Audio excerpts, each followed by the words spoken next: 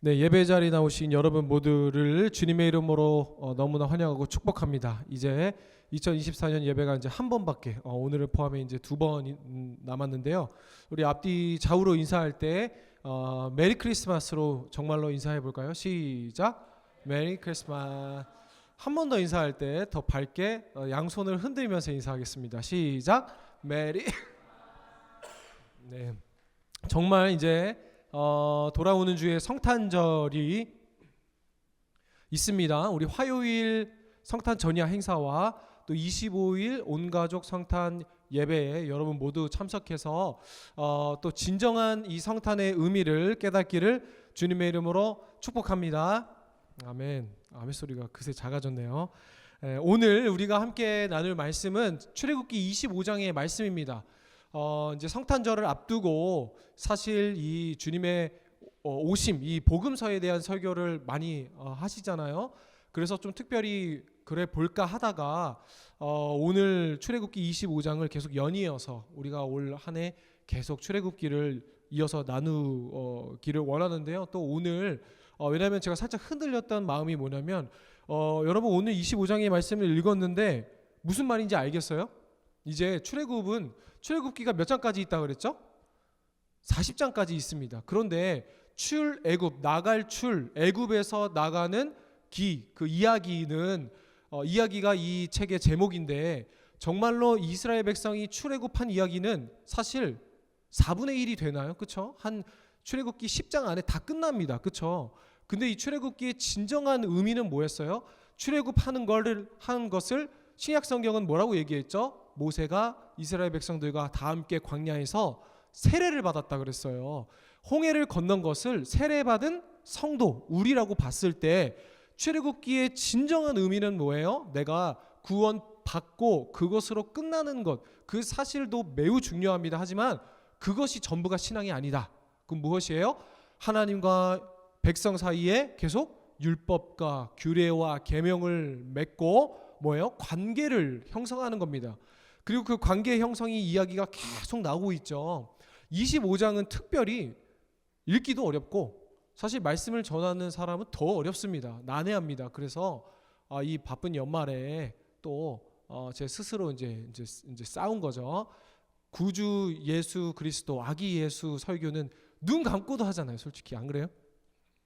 아니죠. 네, 잘 준비해야겠죠. 그런데 여러분 제가 더 이제 씨름하며 말씀을 오늘 함께 25장을 나눌 텐데요. 25장 우리가 함께 읽은 것처럼 너무 어려운 이야기들입니다. 성경 있으신 분들 한번 펴 보시면요. 1절부터 9절까지는 이 성소에 대한 이야기가 나오고요. 10절부터 22절까지는 소제목이 뭡니까? 증거궤, 법궤, 그렇죠? 언약궤입니다.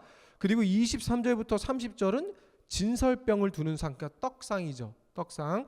31절부터 마지막까지 저희가 읽은 본문이 이 금 등잔대와 기구들에 대해서 이야기를 하고 있습니다. 사진을 먼저 하나 볼까요?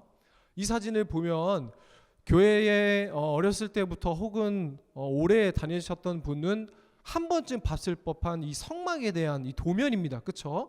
그럼 성소가 어디예요? 잘 자세히 보시면 가운데 성소와 지성소와 성소로 나눠져 있습니다. 그래서 이 지성소에는 대제사장만 들어갈 수 있었죠. 오늘 그 지성소 옆에 있는 성소에 대해 이렇게 지어라 라는 말씀을 하고 계신 거예요. 26장을 다음 주에 보면 이 성막에, 이 전체가 이제 성막의 도면이잖아요. 그리고 이 성소에 보면 정말 작긴 하지만 삼각형 노란 색깔 보여요? 그게 촛대, 그러니까 금 등잔대, 그러니까 성경적인 용어로 봤을 땐 등잔대와 촛대가 같은 단어인데 등잔대가 조금 더 맞는 단어겠죠? 그리고 그 위에 너무 작지만 떡상, 그게 뭐예요? 여기 오늘 25장에 나눈 23절부터 30절 진설병을 두는 상. 그러니까 이게 하나님께서 성막을 이렇게 지어라. 그리고 자세히 보면 10규빗, 20규빗 다 적혀져 있습니다.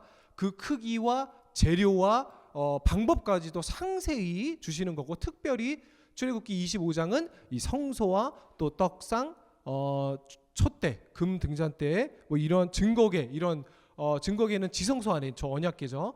그렇게 어떻게 이제 설치할지에 대해 말씀을 나누고 있는 것이 출애굽기 25장의 말씀이에요. 사진을 내려주셔도 됩니다. 근데 여러분 25장부터 이어지는 내용들이 더 사실 쉬운 내용들은 아닙니다. 그런데 이해도 잘 안 되고 무슨 말인지 잘 모르는 이 말씀을 왜 우리가 나눠야 되나라고 물어볼 수 있어요. 또 목사님, 주님께서 우리 성탄절이잖아요. 이 땅에 오심으로 이 율법과 규례와 계명은 다 그쵸, 그것을 완성해 주신 주님을 알면 됐지, 우리가 뭐 이거를 이렇게 자세히 나눌 필요가 있습니까? 라고 얘기할 수 있겠지만, 먼저는 왜 중요한 것이에요? 이 구약의 제사를 우리가 알면 알수록 우리가 이렇게 예배하는 것이 정말 감사함으로, 그쵸, 엄청난 대단한 특권임을 우리가 알 수 있죠.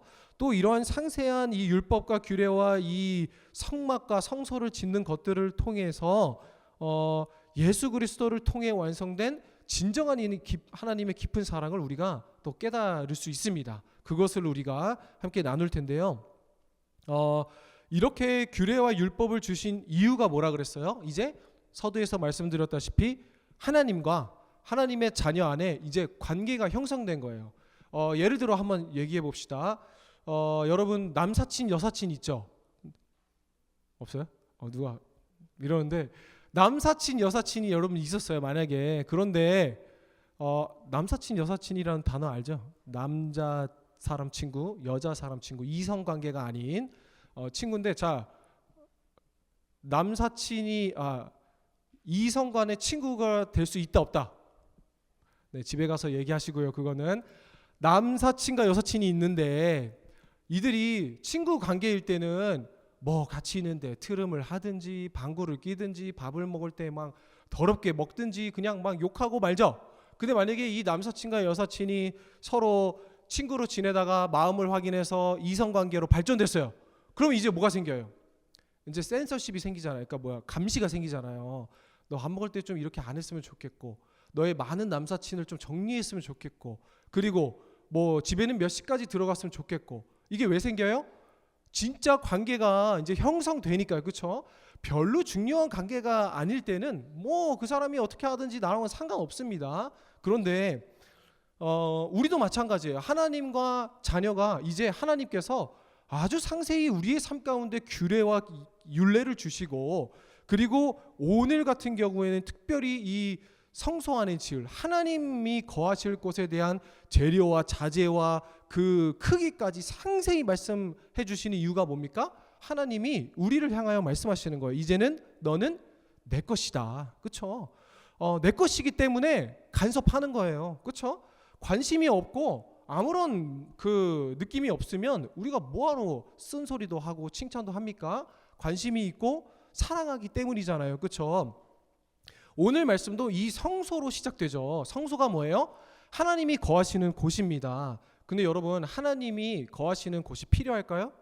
아니요. 그리고 성소를 어떻게 만들든 성막을 어떻게 짓든 우주 만물을 지으신 하나님이 그 안에 거하실 수 있으실까요? 그 안에 하나님을 우리가 가둘 수 있어요? 아니요. 그런데 왜 성막과 이 성소를 상세히 말씀하십니까? 우리를 위해서예요. 우리에게 맞춰주시기 위한 거예요. 그나마 예배당이 있고 그나마 이 자리에서 예배하니까 여러분이 신앙생활 하는 거 아니에요? 사실 이 예배당이 뭐가 중요합니까? 그리고 사실 이 교회에 모이는 게 뭐가 중요해요? 라고 말하면 안 되겠죠. 매우 중요합니다. 그런데 우리의 삶이 더 중요하다, 이런 설교 여러분 많이 들었잖아요. 그렇죠? 그런데 여러분 생각해 보세요. 이 공간이라도 없으면 우리가 예배 드리겠어요? 그렇죠? 우리의 삶이 예배라고 하지만 정말 여러분의 주일 이후의 모든 삶이 예배예요? 그렇죠?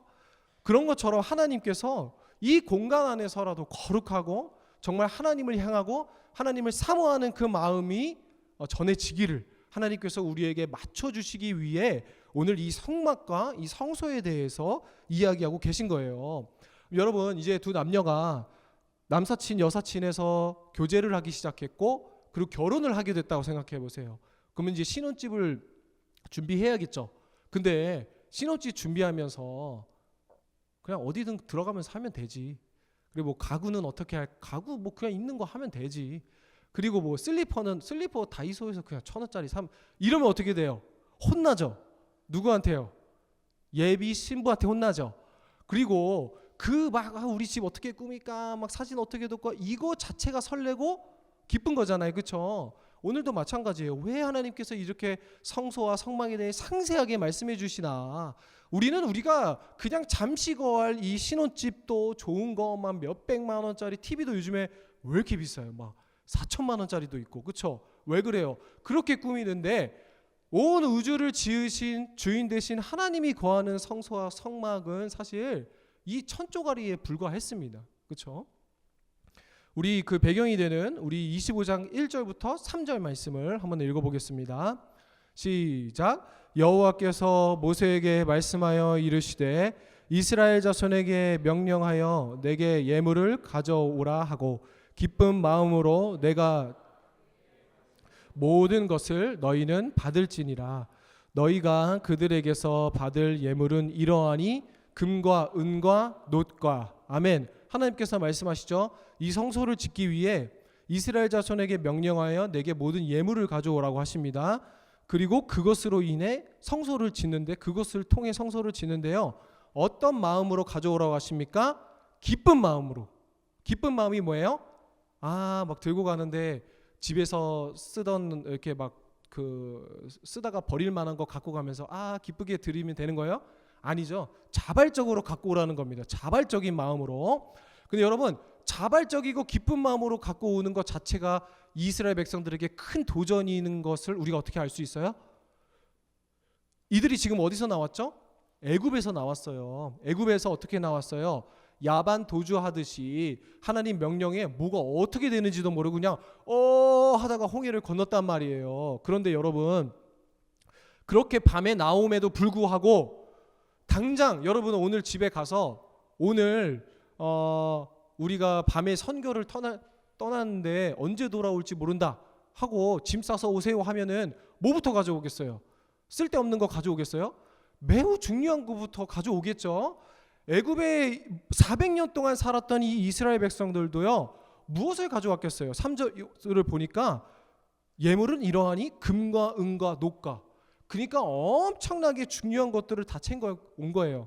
자신의 집에 가보라고 내려오던 거, 그리고 중요하게 여겼던 금, 다른 것들을 가장 우선순위 챙겼겠죠. 하나님이 그거 가져오시라고 하는 거예요. 그거 가져오라고 하는 거예요. 그리고 어떻게 해요? 자발적인 마음으로. 왜요? 당대의 최고의 물건들, 자신의 전 재산을 기쁜 마음으로 하나님께서 가져오라는데, 하나님께서 원하시는 것이 무엇인지 우리는 알 수 있죠. 우리의 전부입니다. 다시 따라하세요. 우리의 전부입니다.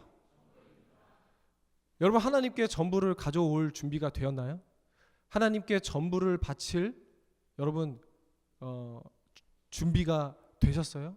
왜냐면요, 내 전부를 드린다는 것은 무엇을 의미하냐면요, 그만큼 나는 없어지고 하나님께서 사십니다 라는 걸 고백하는 겁니다. 그것이요, 꼭 돈이라고 말할 수는 없어요. 그리고 돈이 될 수도 있고 건강이 될 수도 있고 나의 모든 시간이 될 수도 있고, 꼭 하나님께 자발적으로 기쁜 마음으로 가져오라 그래서 또 목사님이 헌금 얘기하네 이렇게 생각하지 말고, 여러분, 내 전부를 드린다는 것은 뭐예요? 내가 그만큼 없어지고 하나님께서 내 안에 사십시오라는 고백이라는 거예요. 그래서 사도 바울이 신약 성경에 뭐라고 고백해요? 나는 날마다 죽노라. 날마다 죽지 않으면 하루라도 하나님 앞에 성실하게 살 수 없다는 것을 고백하는 거예요. 그렇죠? 죽는 게 뭐예요? 내 생각과 내 육신과 내 힘과 내 의지가 그냥 좀비처럼, 좀비도 아니고 좀비도 살아있는 거죠. 그렇죠? 그냥 완전히 그냥 죽어버리는 거. 그렇게 살지 않으면 우리가 조금이라도 숟가락 들만큼 힘이라도 내 의지와 고집을 부리면 죄짓는 게 우리라는 거예요. 그래서 내가 그만큼 없어지고 하나님께서 사십시오. 그래서 갈라디아서 2장 20절 뭐라고 하십니까? 그런즉 이제 내가 사는 것이 아니요 내 안에 그리스도께서 사시는 것이라. 거기서 사신다는 말은 뭐냐면요, 계속 사는 거예요. 그냥 현재형, 과거형, 미래형이 아니라 현재 분사형으로 계속 내 안에 살아 계신 그리스도로 내가 삽니다. 이 고백이라는 거예요. 여러분, 이 연말에 나는 날마다 죽어 내 전부를 주님께 드리는 여러분의 삶이 성소가 되길 주님의 이름으로 축복합니다. 아멘. 그렇다면 우리 이어지는 말씀 보면은요, 이제 성소에 대한 모든 걸 자발적으로 바쳐서 무엇을 만드냐? 처음에 증거기입니다. 그리고 이어지는 진설병을 두는 떡상을 말하고, 그리고 우리가 오늘 이 시간에 사실 이 다 하나씩 보면 좋은데 시간상 등잔대를 대표로 한번 보려고 하는데요. 이 등잔대를 왜 만들려고 하셨는가? 사진 한번 볼까요? 등잔대 하면 교회를 좀 다니고 성경을 좀 읽은 분들이 머릿속에 연상되는 사진은 이와 같을 거예요. 그렇죠? 오늘 우리가 읽은 31절부터 40절의 말씀을 전제로 만든 금 등잔대가 바로 저 등잔대입니다. 살구꽃 모양, 그리고 그쵸, 계속 한 꽃받침이 있어 줄기와 연결하고, 또 두 가지 아래에 한 꽃받침이 있어 줄기와 연결하게 하고, 그 그쵸, 계속 이렇게 만들다 보면은 이 금 등잔대가 아까 우리가 봤던 성막 도면에 그 성소의 입구에 있는 거고, 금 등잔대 맞은편에 뭐가 있었어요? 23절부터 나왔던 진설병을 두는 그 떡상입니다. 간략하게 말하면 이들이 먹었던 떡은 무엇을 의미해요? 신약 성경에 보면 예수님께서 나는 생명의 떡이라, 그쵸? 예수님을, 그 생명을 의미합니다. 근데 여러분, 이 금 등잔대를 머릿속에 한번 두고 떠올려 보면요, 이제 사진을 내려줘도 됩니다. 첫 번째 의미하는 게 뭐냐면요, 방금 도면을 보았듯이 이 성막은 아주 두꺼운 가죽 천으로 돼 있습니다. 그럼 그 안에 들어가면 볼 수 있겠어요? 잘 볼 수 없습니다. 그리고 이 성막에는 없는 것들이 많지만 대표적으로 없는 것이 뭐냐면 바로 창문입니다. 여러분, 창문이 없으면 아무것도 안 보이겠죠? 그러면 이 금 등잔대가 뭐예요? 아까 촛대라 그랬죠? 그 살구꽃 모양 위에다가 불을 피우는 겁니다. 그러면 아무것도 없는 그 어둠 가운데 이 초를 밝히니 뭐가 보이겠어요? 그 안에 있는 것들이 보이게 되겠죠? 바로 빛을, 그러니까 이것은 예수 그리스도의 빛되심을 의미하는 겁니다. 결국 우리가 하나님께 나아갈 수 있는 것, 출애굽기를 통해서 얘기했죠. 우리가 하나님께 나아갈 수 있는 것 역시 예수 그리스도로 인해 우리가 하나님과 교제할 수 있게 되었던 것처럼, 이 금 등잔대가 의미하는 것은 빛이신 예수 그리스도, 우리 삶의 빛이신 예수 그리스도, 그것을 통해서만 하나님의 임재를 우리가 경험하고 볼 수 있고 다가갈 수 있고 교제할 수 있다라는 것을 의미합니다. 그리고 그 빛이신 예수 그리스도를 믿음으로 말미암아 우리에게 뭐라고 하셨어요? 너희는 세상의 빛이요 소금이라. 그럼 또 우리는 역할은 뭐예요? 예수 그리스도라는 빛을 통해 우리가 하나님과 교제할 수 있게 되었던 것처럼 세상에서 우리가 빛이 되라는 건 뭐예요? 우리를 통해 예수 그리스도를 보게 할 수 있게 되어야 된다는 거예요. 아멘이십니까 여러분? 여러분, 모든 삶 가운데 주님을 닮아 이 세상의 빛에 우리 주님을 닮는다는 건, 그렇게 주님을 통해 우리가 하나님과 교제할 수 있었던 것처럼 세상이 나를 통해 우리 주님을 볼 수 있게 되었다는 것을 상징하는 것이 바로 이 금 등잔대입니다. 그리고 31절을 한번 다시 읽어보겠습니다. 시작.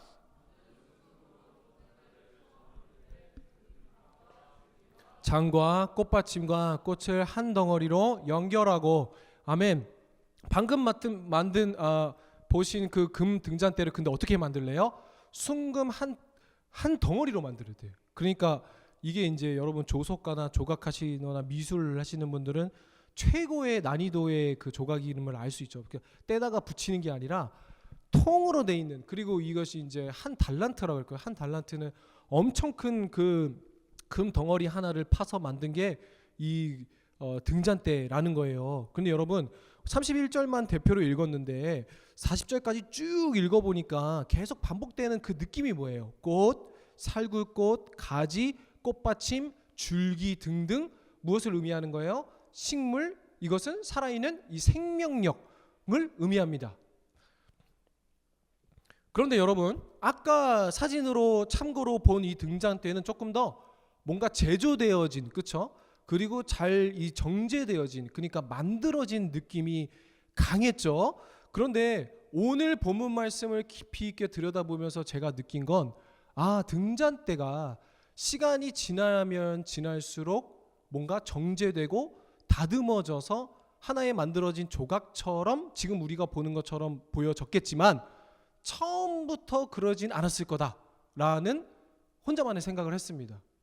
그래서 이제 다른 교회 가서 야 우리 목사님이 막 금 등잔대 그렇게 생긴 거 아니래, 그렇게 이제 하지 마시고, 그래서 제가 오늘 말씀을 한번 쭉 이제 읽고 이 식물에 대한 생명력, 생동력을 살려서 그려봤어요. 다른 사진 한번 볼까요? 제가 그 그림으로 원래 상도 받았는데 대충 그린 겁니다. 시간이 없어서 그냥 느낌만 보러, 느낌만, 알겠죠? 느낌만. 하나의 쑥 줄기가 있고 양옆으로 하나 둘 셋 넷 다섯 여섯 개가 연결하고, 그쵸? 우리 목사님이 금 등잔대 이렇게 생겼대라고 하지 마시고, 그러니까 느낌만 보는 거예요. 어떤 느낌이요? 진짜 뭔가 나무 같은, 줄기 같은 그 느낌으로 아마 처음에 만들지 않았을까, 그쵸? 근데 시간이 세대가 지날수록 뭔가 정제되어진 그 등잔대가 오늘날 우리가 보고 있는 등잔대로 픽스가 되지 않았을까라는 생각을 해요. 그런데 이것이 오늘 말씀을 읽으면서 받은 느낌이에요. 제가 그러니까 생명력이 있고 뭔가 좀 더 식물에 가까운, 그렇죠? 왜냐하면 오늘 본문 말씀에서 강조되는 것이 이 줄기와 줄기의 연결, 그리고 살구꽃과 이 꽃받침, 그렇죠? 그런데 이렇게 말씀드린 성경적 근거가 또 한 가지 있습니다. 뭐냐면요, 우리 40절 말씀을 한번 읽어볼까요? 40절 시작. 이 산에서 내게 보인 양식대로 할지니라. 아멘. 근데 하나님께서요 모세에게 오늘 금 등잔대 이렇게 만들라고 쭉 말씀하시면서 마지막에 뭐라 그래요? 내가 너에게 보인 양식대로 할지래요. 그럼 이 말은 뭐예요? 모세가 하나님께서 보여주신 금 등잔대를 미리 본 적이 있다 라는 말로 받아들일 수 있겠죠. 그리고 여기서 나온 양식은 영어 성경으로 보면 패턴입니다. 패턴. 그러니까 내가 너에게 금 등잔대를 보여줬던 그 패턴 형식으로 이 등잔대를 만들어라 라고 얘기를 하는 거예요.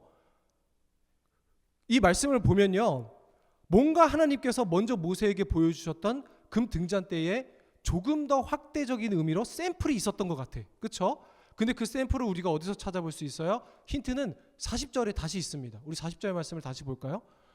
너는 삼가 이 산에서. 여러분 지금 이 산이 어디예요? 시내산입니다. 시내산과 호렙산은 같다 그랬습니다. 모세가 이 산을 언제 올라왔어요? 출애굽기 3장 우리 1절에서 2절 말씀 같이 읽어보겠습니다. 시작.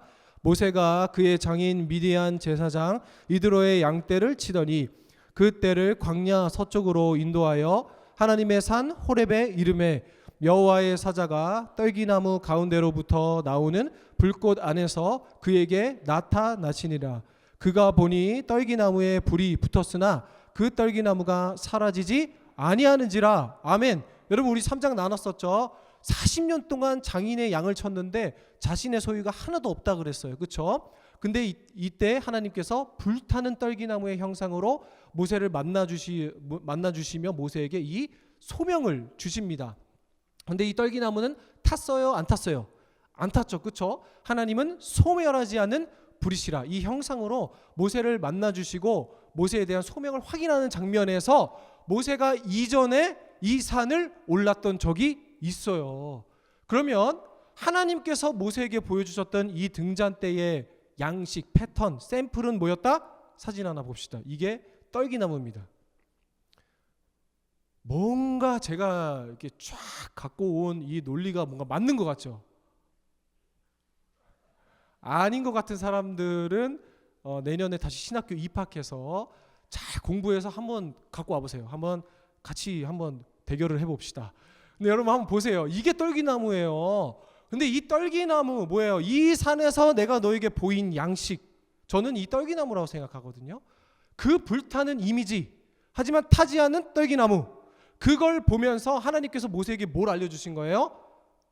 내가 있는 곳은 거룩한 곳이니 너의 신을 벗어라. 하나님의 임재의 상징이었잖아요. 그럼 여러분 사진 내려주셔도 됩니다. 그럼 오늘 금 등잔대가 상징하는 거 무엇이다? 하나님의 임재, 하나님의 함께하심. 그리고 그것이 성소에 있었죠. 오늘 그 성소가 뭐예요? 바로 그 예수 그리스도. 이 모든 성막이 예수 그리스도를 가리키고 있었고, 결국 그 예수 그리스도의 죽으심과 부활하심을 믿는 우리를 향하여 주님께서 뭐라고 하셨습니까? 너희가 하나님의 성전이다. 그럼 여러분 뭐예요? 오늘 우리가 금 등잔대를 가지고 다니면서 하나님의 임재하심을 느끼는 거예요? 아니요. 하나님의 우리가 하나님의 영, 예수의 영, 그 성령을 우리가 품은 자들이 뭐예요? 바로 성전이다 라는 거예요. 여러분, 이 등잔대가 어디 있었습니까? 성소 안에 있었고, 하나님과 그의 자녀들이 거하는 신혼집에 있었다 그랬죠. 구약의 성소 성전은 예수 그리스도를 가리키고, 오늘 그 예수 그리스도를 믿는 자들, 그와 함께하는 성령이 계신 곳, 그것이 바로 너희가 성전이라 말씀하셨습니다. 그렇다면 이 성전이 가장 성전답게 하는 건 뭐예요? 바로 하나님의 임재, 하나님의 함께하심이 그 안에 있는가?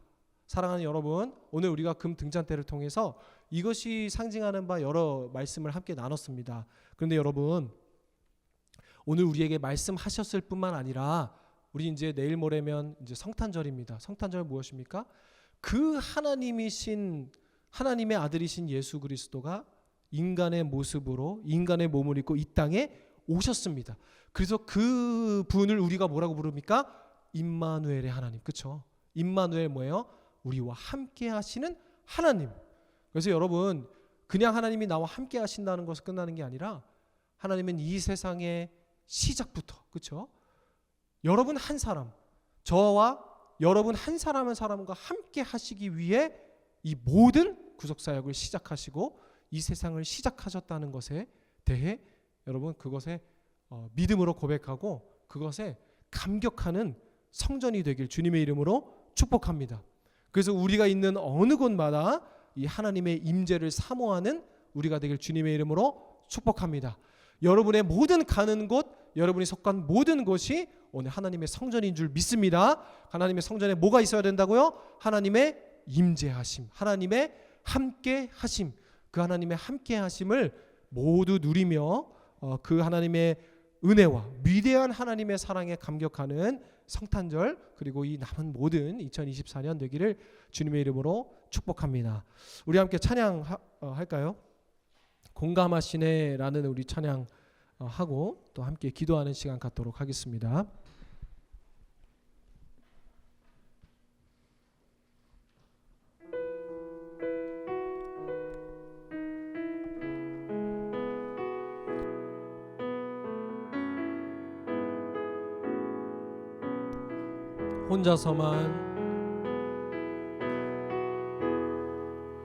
혼자서만 세상을 사는 듯이 주가 멀어 보이기만 할 때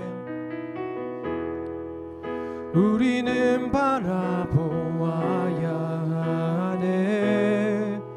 우리에게 오셨던 그 주님이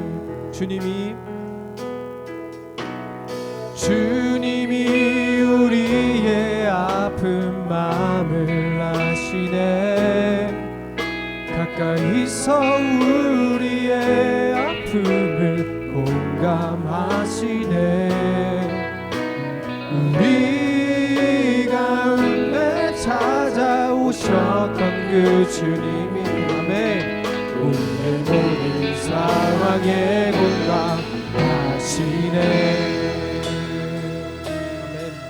처음부터 고백합니다.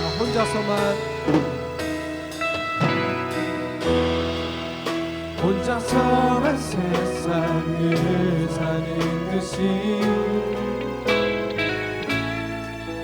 주가 멀어 보이기만 할 때 우리는 바라보아야 하네. 우리에게 오셨던 그 주님이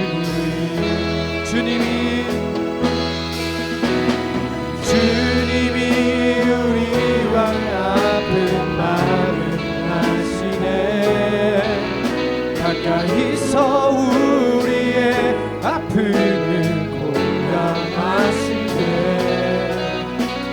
우리 가운데 찾아오셨던 그 주님이 아멘 우리의 모든 상황에 공감하시네 주님이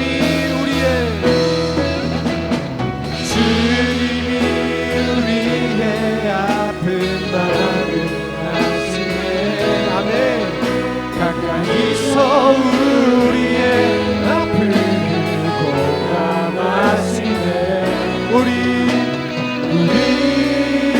가운데 찾아오셨던 그 주님 우리의 모든 상황에 공감 한 번 더 고백합니다 주님이 우리의 아픔을 아시네 가까이서 우리의 아픔을 공감하시네 우리 가운데 찾아오셨던 그 주님이 한 번 더 고백합니다 주님이 우리의 아픔을 아십니다 주님이 우리의 아픔을 아시네 가까이서 우리의 아픔을 공감하시네 우리 가운데 찾아오셨던 그 아멘 한 번 더 고백합니다 주님이 다 아십니다 주님이 우리의 아픔을 아시네 아멘 가까이서 우리의 아픔을 공감하시네 우리 가운데 찾아오셨던 그 주님이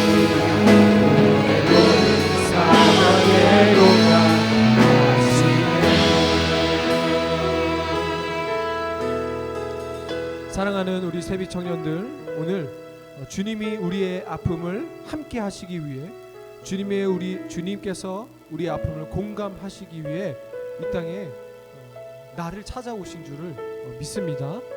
아멘. 하나님의 임재 오늘 주님을 믿음으로 고백하는 우리에게 함께 하시는 이 성령 하나님이 보혜사 하나님 우리를 도우시고 지키시는 하나님이 언제나 우리와 함께 하는 줄 믿습니다.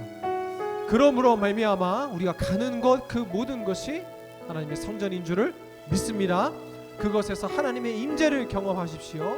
하나님이 함께 하심을 경험하십시오. 하나님께서 치밀히 우리 삶을 간섭하고 계심을 여러분 믿음으로 고백하십시오. 우리 다 함께 받은 말씀을 기억하며 주님 이름 크게 부르짖고 기도합니다. 주여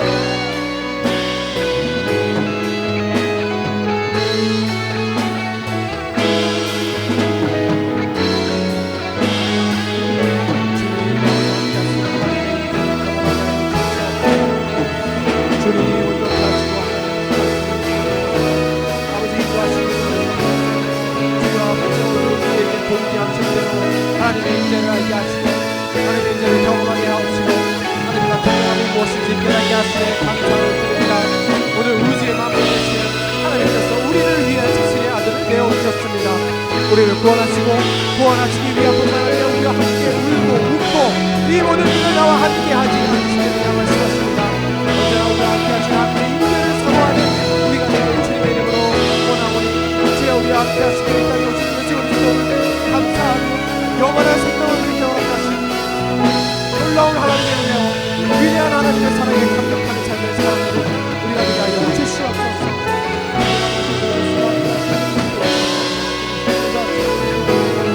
주님과 동행하는 사람, 하나님의 사모하는 사람, 내 모든 삶의 모든 선택을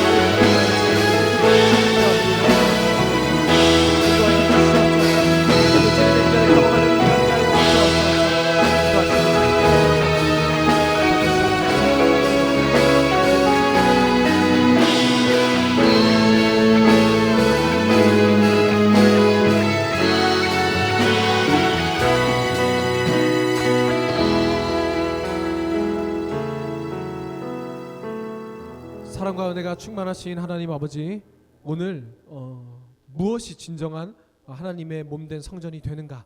성령과 동행하는 사람, 하나님의 임재를 사모하는 사람, 내 모든 삶의 모든 전 인격을 통해 하나님과 동행하기를 사모하는 사람인 줄을 믿음으로 고백합니다.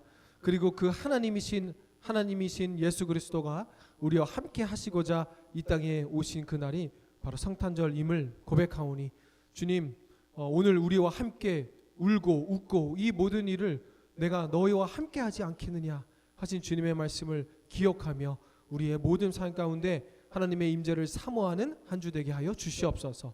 주님, 다가오는 주중에 또 성탄 전야 행사와 또 주님의 오심을 기뻐하며 감사하며 예배하는 성탄절 예배가 있습니다.